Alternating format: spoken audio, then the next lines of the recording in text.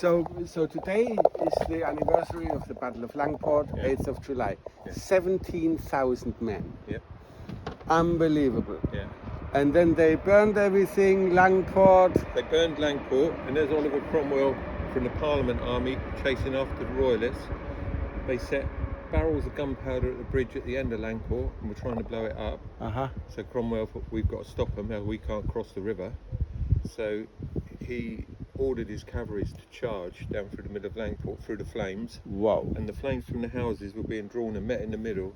And in his memoirs, in his book, he wrote he saw the eyes of God in the flames as he charged through Langport. And that's Oliver Cromwell. Oliver Cromwell. Yeah. This is bonkers. Yeah. Like with the stuff that I've been doing, like with the Crowley Temple, taking the eyeball of Providence out of there, having it in that river, and then burning it till it explodes in 42 pieces, and then like feeding it to the Girt Dog of Langport. Did you know that, so the Girt Dog of Langport, the Celts called it Dormouse. I met somebody from Wales who knows the whole Celtic story of that. When I told him that I fed the eyeball of Providence with the magic of the Crowley people to the Girt Dog of Langport, he said he's called Dormouse, and whatever you feed this creature is the end of it. And did you know why they lost, the people with that battle here? On the tail there was a wood, and they cut through that wood.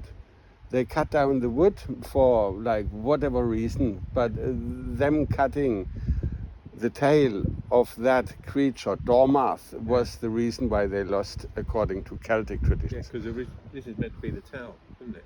Wax drove. This is the tail, Wax right, drove. Yeah. And Boromump is the nose, isn't it? Yeah. Boromump is the nose, and we did a proper ceremony there with the eyeball of Providence, with a guy called Elijah, and so beautiful, literally, and it's only it didn't stop since then. I poked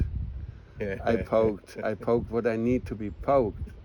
Because they were reading out the Book of Law every year at the Market Cross, stuff pick out the eyes of Jesus. It was as if they were looking for somebody that gives a fuck. And I do, because I've come here to do. And when I chiseled out the eyeball of Providence, basically I had to find out who's going to give a fuck.